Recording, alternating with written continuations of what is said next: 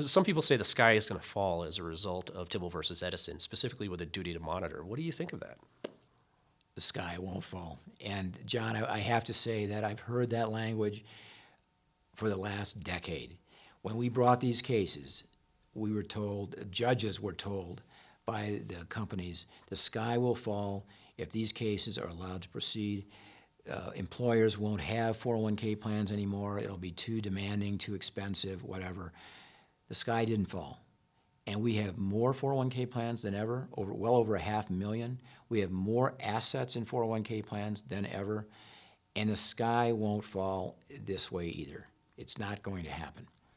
What's your opinion of the DOL fiduciary rule? My opinion is it's a good thing. I understand why advisors are scared. It's because it's always that fear of the unknown. And this is the way business has been done, and what does that mean for the future? My advice to advisors is things will go on, you'll make a living, you'll be able to adjust, and plan participants will benefit from that process.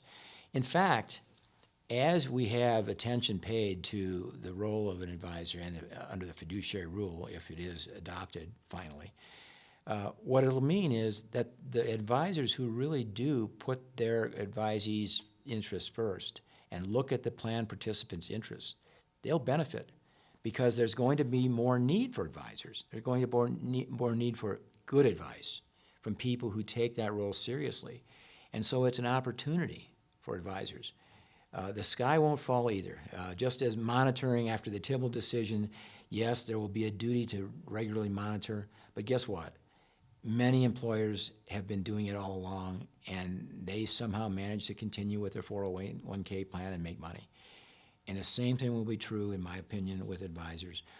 They'll be able to find a way to do the right thing under that standard, and they can thrive if they follow those guidelines.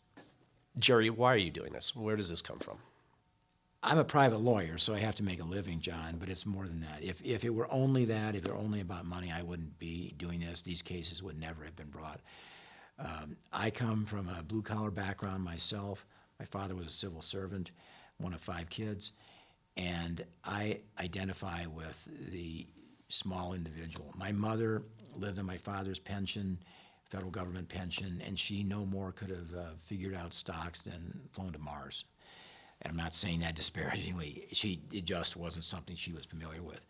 So I understand how for many participants in plans, they're a little bewildered by what's going on, and they don't understand the process and don't know where to look.